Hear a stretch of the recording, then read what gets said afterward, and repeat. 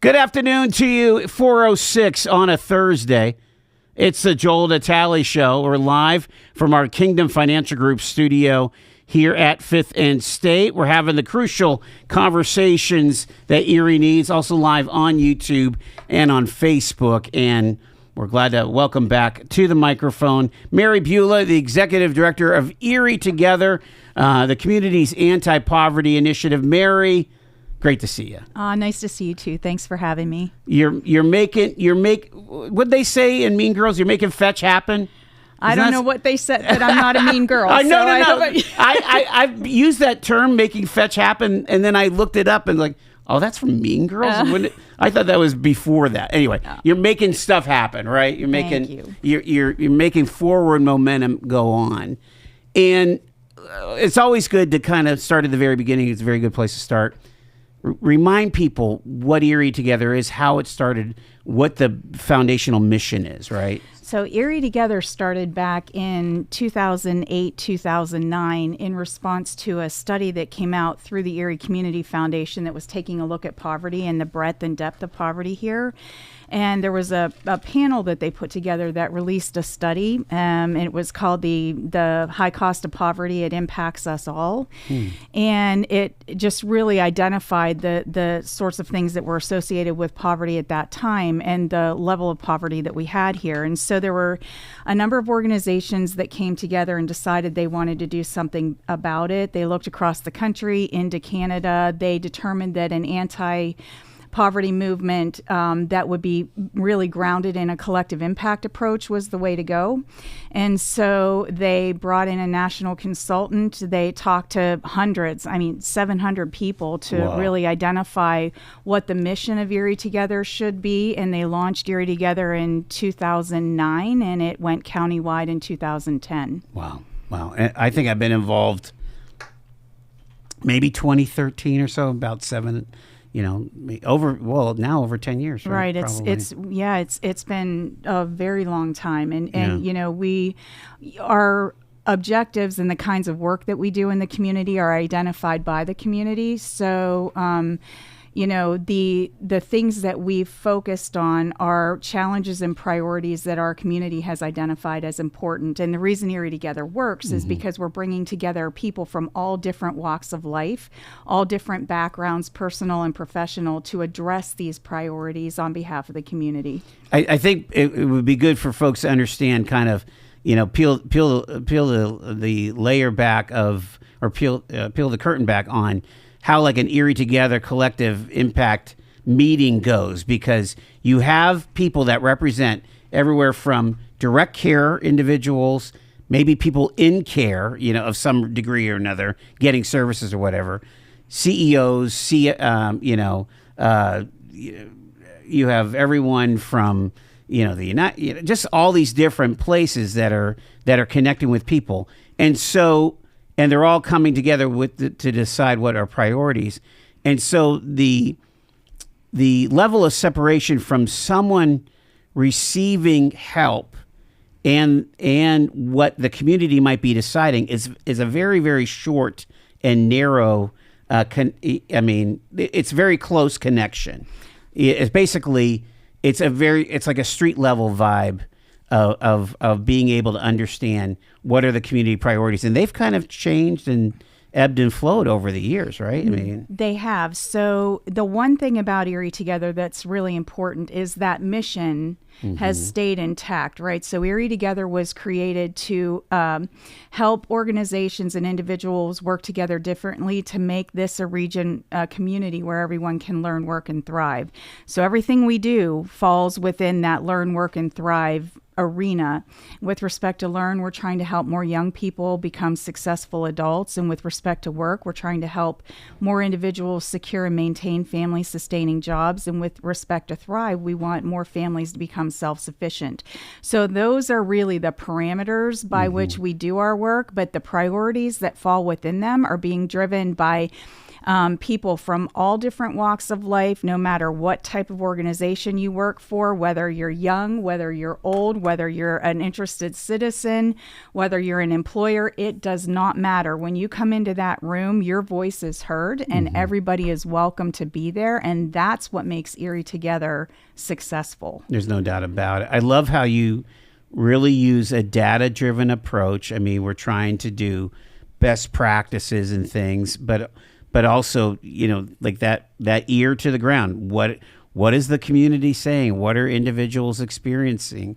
And what I've gotten out of it is just like you just said, I can be heard from my sphere of influence or my perspective. And even as I've kind of changed jobs and kind of seeing things differently from different positions, it's been interesting how you can really contribute as part of that collective action. Yep. And you know what I really love about it too is people walk into that room and they bring their perspective, but they put their personal agendas aside for the greater good of the community. And when you start thinking that way differently, this is not about what I personally can get out of this or what is good for my singular organization. It just opens up a world of possibilities to do all kinds of additional things that everyone can benefit from. Talk about poverty, because every community has it. Erie's not that much different, is it? Well, Erie has, high numbers, right? Right. And it's, you hear all kinds of organizations who are somehow tied to reducing poverty talk about the idea that this is a marathon, not a sprint. Right. Right. And I look at the poverty statistics and I recognize that we may not be moving the needle from year to year in a downward way that we want to see that happen. But what I can control and what we at Erie Together can control is the kind of work we're doing and understanding the impact it's making on people and then making adjustments on our work, knowing that, for instance, education is key to preventing and reducing poverty. What can we do in the educational arena to help better prepare kids for their future? Yeah. And are those things that we're doing making a difference for those kids? That's the way we can look at it. For us to take a look at the big poverty percentage number and say, well, we haven't moved it, exponentially from year to year, that's too hard for us to understand or control. So you're breaking it down demographically, let's say by age or whatever. You're breaking it down by neighborhoods. How do you celebrate the wins, I guess, is the question. All right, so let's take an example. So we've done a tremendous amount of work in the skilled trades arena. Mm-hmm. And we know... And the reason why we're doing that is because that totally leads to family-sustaining jobs, right? Right. Those are very, very well-paying jobs that we know the community and generally and young people and even educators didn't know how to access information about to the level it was needed to be able to promote those kinds of opportunities. And if you think about the skilled trades, they're out doing the work, right? They're building the things around us. And they have people that are designated to go into the community and help people understand what these opportunities are. But again, that's the manpower to focus on that specifically is not as high as it could be with additional help. We discovered that there was a lot more infrastructure to have a child go through to college, which again, we need kids to go to college, but if they were not college ready or college material, there wasn't there really wasn't a whole alternative pathway to go into a trade because of just like you say, the lack of capacity, let's say, of the plumbers union to recruit for apprenticeships or what have you, right? Right. And it's not even a situation of, it's a lack of capacity or you're not college material on behalf of a young person. These jobs are very highly skilled. 100%. And so the kinds of things we're doing yesterday, for instance, we held a skilled trades fair for middle schoolers. We brought 7th and 8th graders in. We had 119 kids there. Wow. We had 7 trades unions represented, and the trades unions talked to the kids about what the opportunities were, and then they also had hands-on activities for them to do. We also had a whole contingent from Erie County Technical School there talking to the kids about what they're studying at the high school level to prepare them for these kinds of trades. I'm telling you what, one of those young people who was studying machinists at Erie County Technical School showed me the machinist's handbook and opened it up. That is high-level math. These jobs are highly skilled. And so for people who like to work with their hands and who are able to learn that kind of math, I couldn't do it. Right. Me neither. So, and I was college material, and that was so impressive. But anyways, what I wanted to tell you was these kids, we brought them in, we surveyed them. We've gotten 77 responses out of the 119 kids that were there. 100% of those kids said they increased their knowledge in skilled trades careers. Wow. 99% they said that they were now more aware of the skilled trades job opportunities we have in the region. 95% gained a better idea of their interest in pursuing a career in the skilled trades. So what we're doing is raising awareness and exposing them to these kinds of things so that they have something else in their toolbox that they can consider. And explain why the 7th and 8th grade is crucial. You have to catch these kids before high school so they can start making the pathway, right? Exactly, because these kids are, depending on what area, there are 3 career and technical schools in the county at the high school level. Erie County Technical School, then Corey School District has its own, and Erie High has its own.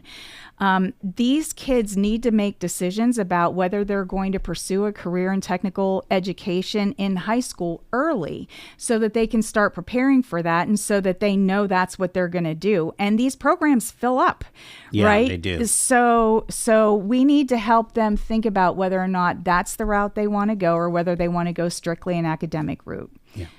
We're talking to Mary Bula here from Erie Together. Well, let's take our first break. It is 4:18 on Talk Erie and the Joel Natale Show.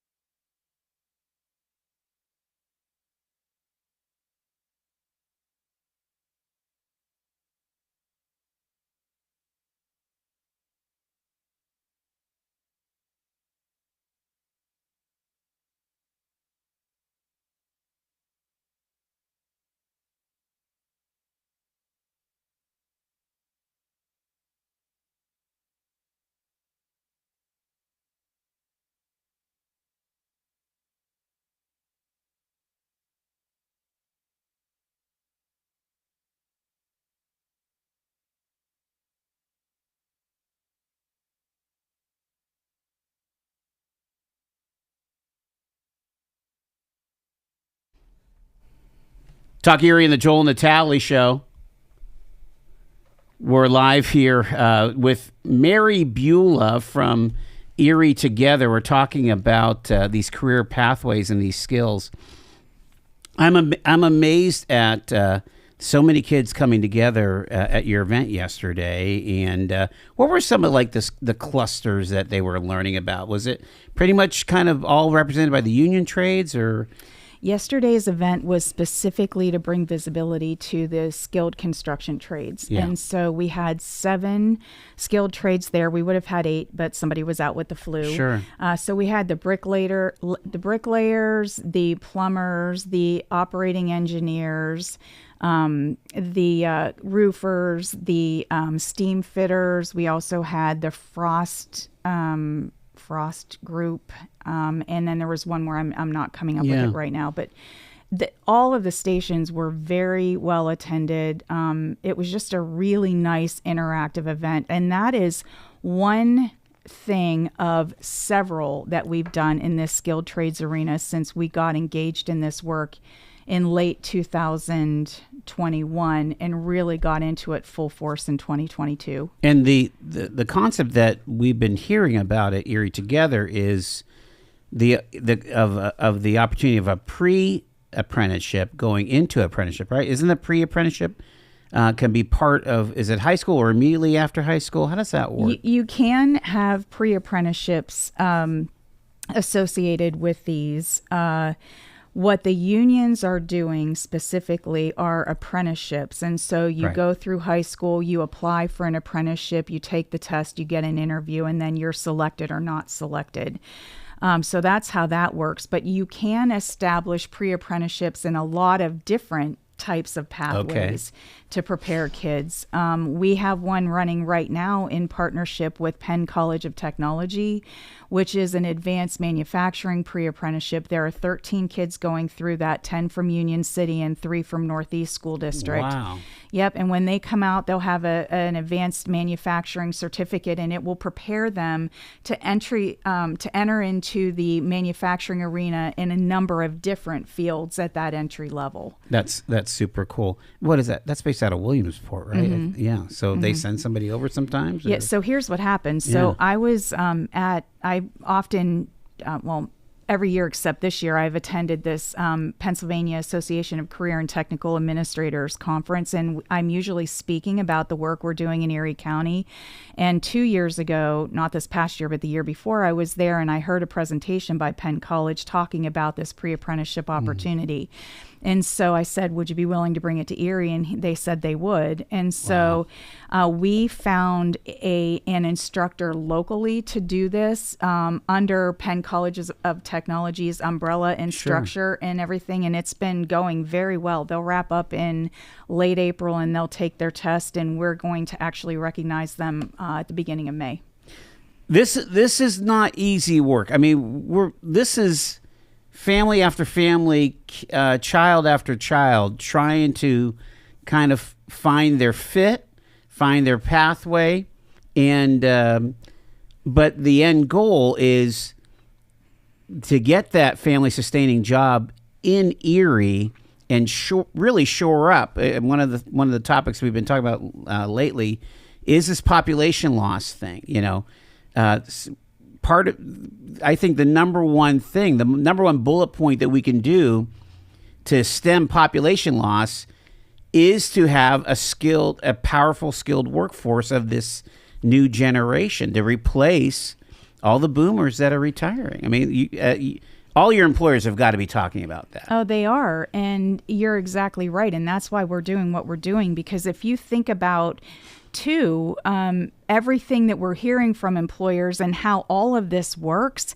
it depends on employers engaging with the future workforce to expose them to these careers and to offer them opportunities for job shadows and internships and to get them in their business and help them understand how things work. And we've been very fortunate that our community has really rallied around this kind of thing for K through 12 in all of those different types of pathways, whether it be arts and communication or engineering and industrial technology, science and health, business, finance, information technology, human services, whatever it is, the community really has said, look, we need to do this. This is our future. And we need to be providing opportunities for kids to see what we're doing here so that they can really seriously consider this as an option. Talk about your partnerships with some of the other agencies and organizations that are in the workforce realm. Yep. So we work very closely with Northwest PA Job Connect as one group. So Northwest PA Job Connect has been a critical partner for us because, number one, they're able to supply us with data that employers are giving them around where the greatest need is, what are those high priority occupations, and we use that to drive the kinds of programs we offer. So what can you define what a high priority occupation is? A high priority occupation, they're identified regionally. So Northwest PA Job Connect covers a 6-county region. Erie County is one of those regions.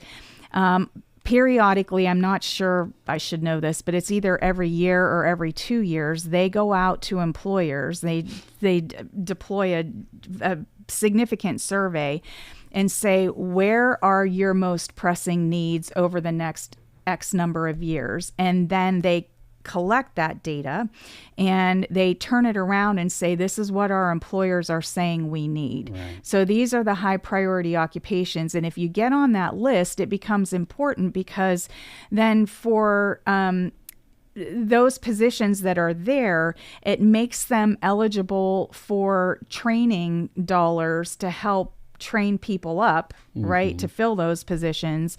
And it helps us identify where we should be focusing efforts with the greatest belief that young people could get jobs in those areas because our region is saying we need them. So it's just basically saying we may not need this X position. There may not be a ton of space for, I don't know, for talk show hosts. I'll put it on, there's not a whole lot of opportunity for talk show hosts, but there's a lot of opportunity for, certified nurses' aides or bus drivers. Yep. So, and what this list does, and I brought it. Is it ranked? Is it ranked? It identifies what the positions are, what level of education you need, what you can expect on average from a salary perspective, and what the expected employment needs would be. So this and the growth potential. Yeah. So this drives so much of how we do our work. So that's one thing, one way we partner with them. But another way is they have been a tremendous partner of ours in terms of helping us secure funding to be able to provide these kinds of opportunities for young people. Do you feel like, what I'm hearing from the Shapiro administration is a very strong focus on economic development and workforce. Are we starting to see that here in our region, do you think? We've been focused on it for a long time. Right. But as far as money and investments in the workforce space, you think? So I'm really hesitant to comment on that because a lot of the money is funneled from the federal government to the states, and with so much uncertainty right now, I can't comment. All I can say is I hope it continues because I think this is among the most important activity that can be done to shore up communities and the people who live in them and the employers that choose to have their businesses there. Mary Bula from Erie Together is our guest. We got to take a news break here. It's Talk Erie.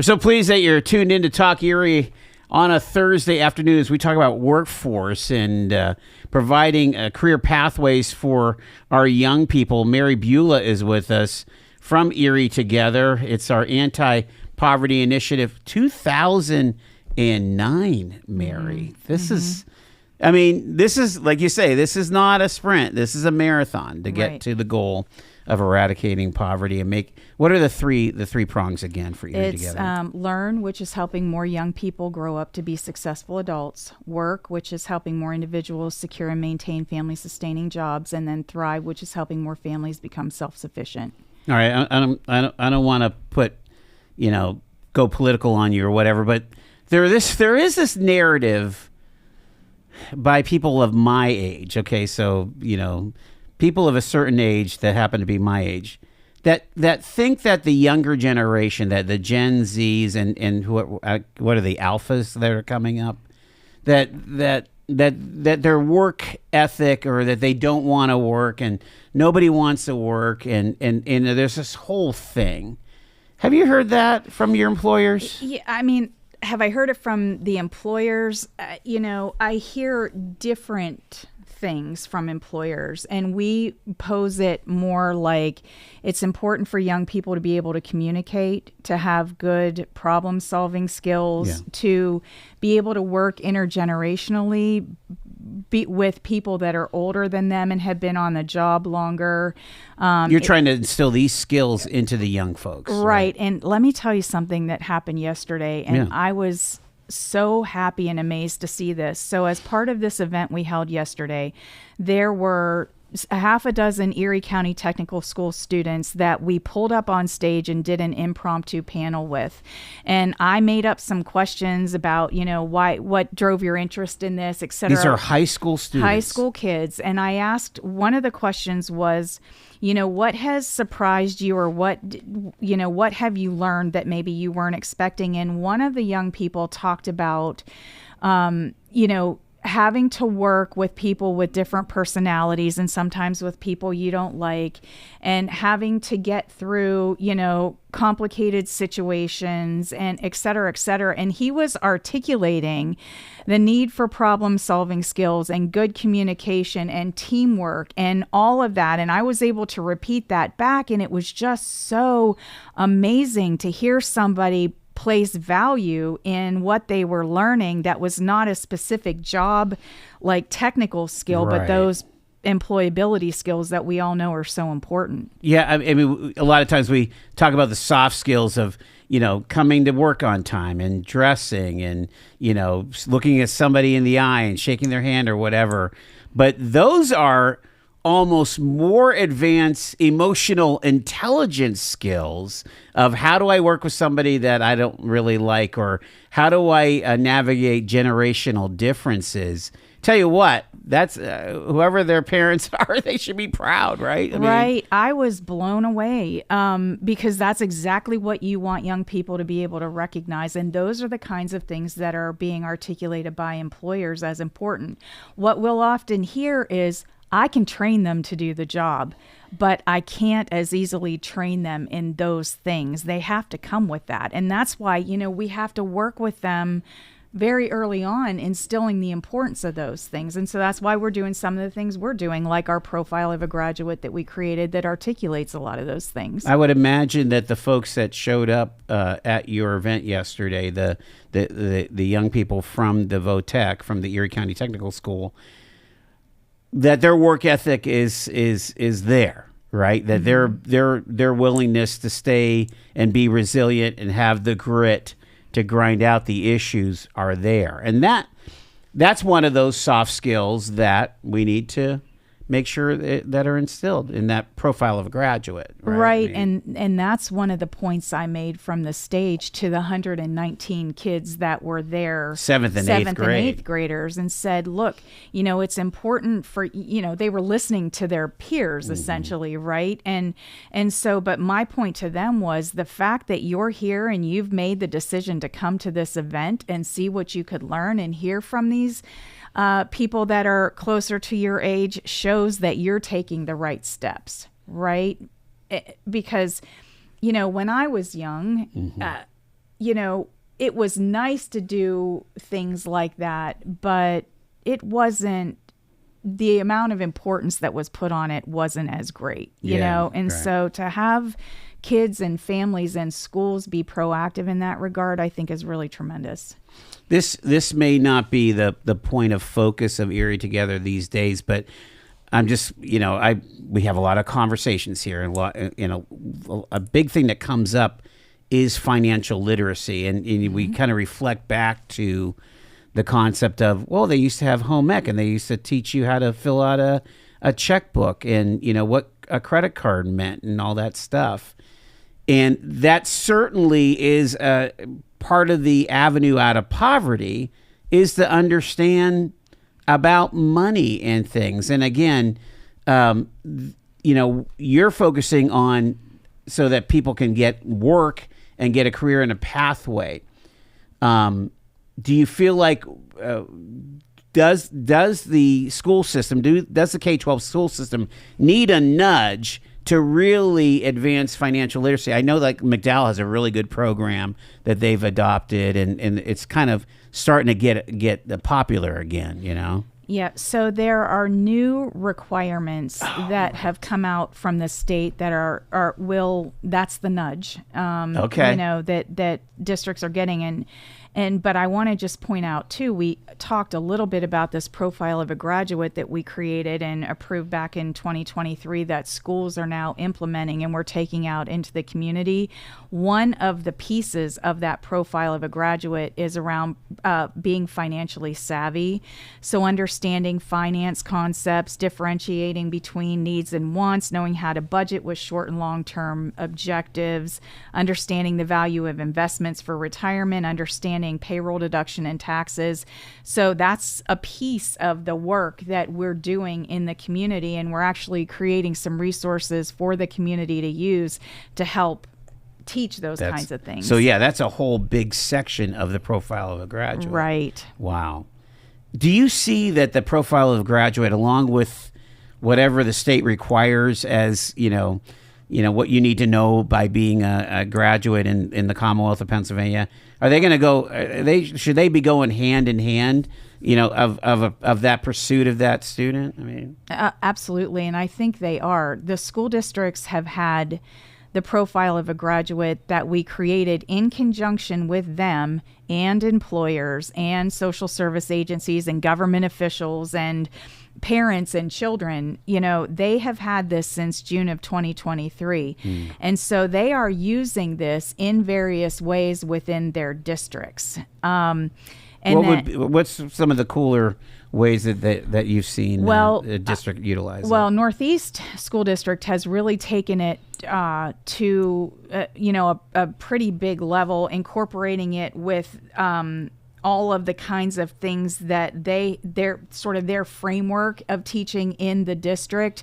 They're matching it up with some of the standards that they're working on, and they're utilizing it that way.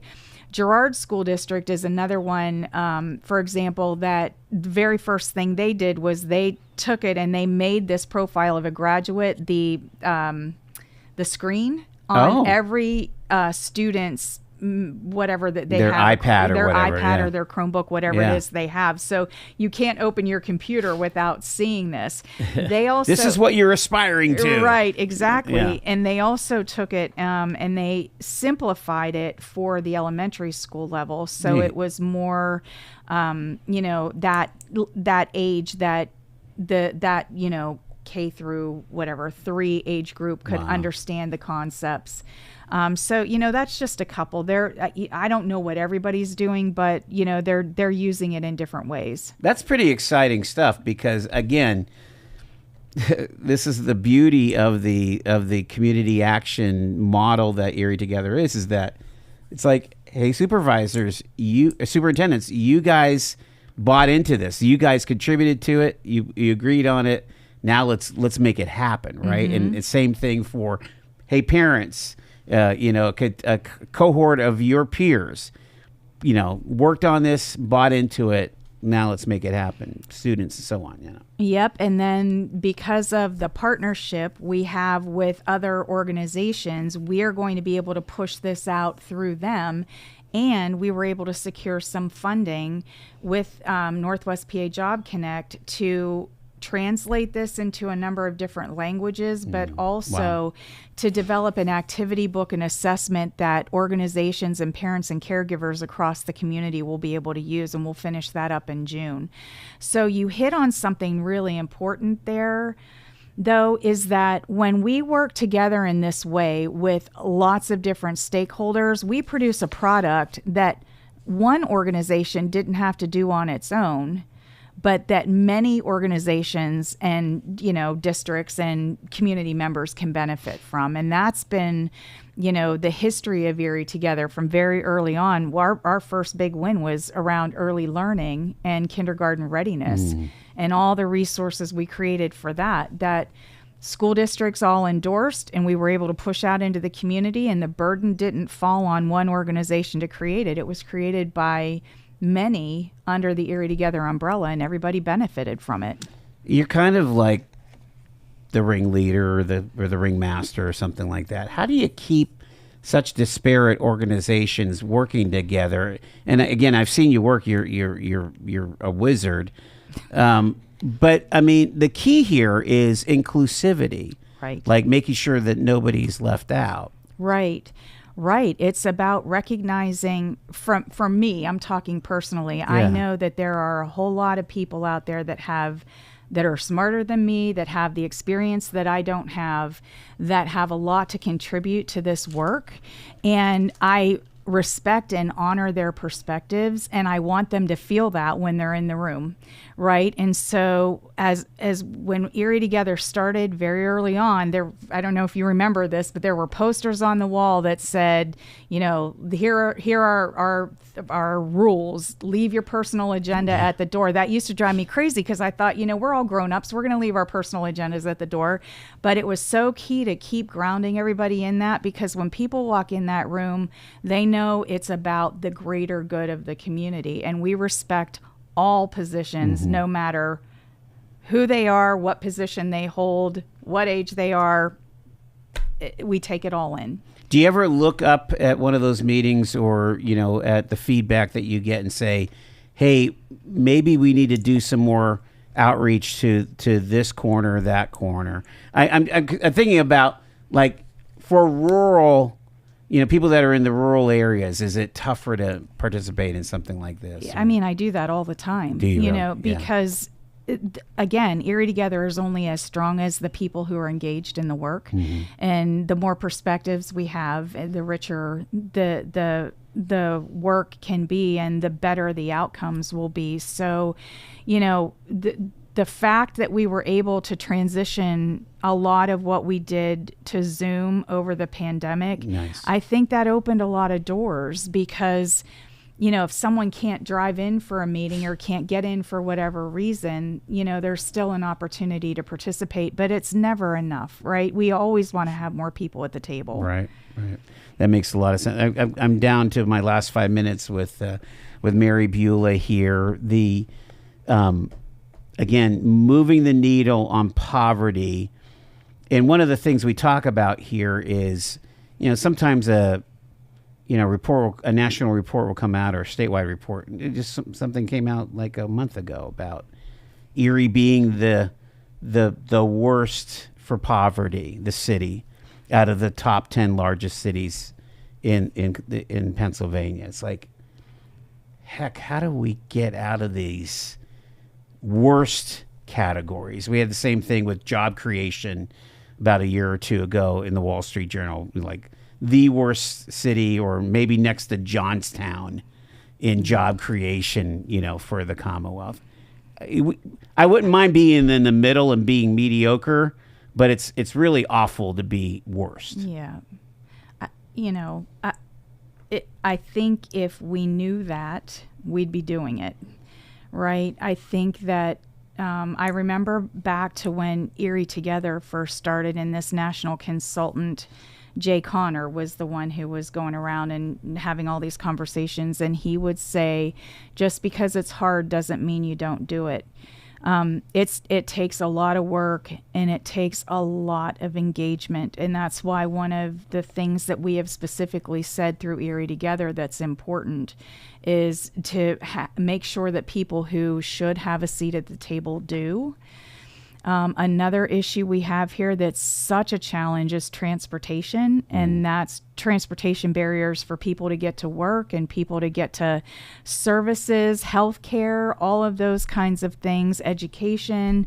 That's why transportation is one of our priorities.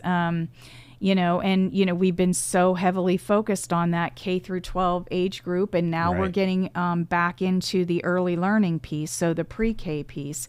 I mean, it takes a commitment on behalf of all of us, and if nobody has a magic wand or would be doing it. Sure. I don't know the answer. I just know that we have to continue doing what we're doing that we know makes a difference, and if we are doing things that don't make a difference, we need to look at the outcomes of that and pivot and figure out what are some other alternatives that will, and it's going to take all of us to do that. Yeah, I mean, you're playing the long game. Yesterday you were talking to 13 and 14-year-olds to say, hey, by the time you reach 18, you could be embarking on a really extensively cool life by getting these skills. But and again, that's where your focus is right now. In the broader 30,000 foot view, we have generational structural poverty that we need to continue to have conversations about and continue to tick at. And I love hearing, from folks like Erie's Black Wall Street and what Erie Bank is trying to do, just to try to build up some of these different neighborhoods and different cohorts so that they can be more sustaining. And then it's all about making sure that the jobs pay what they need to pay in order to survive in this town. It's a remarkable thing. So can we do an invite for next week, or we're sure booked?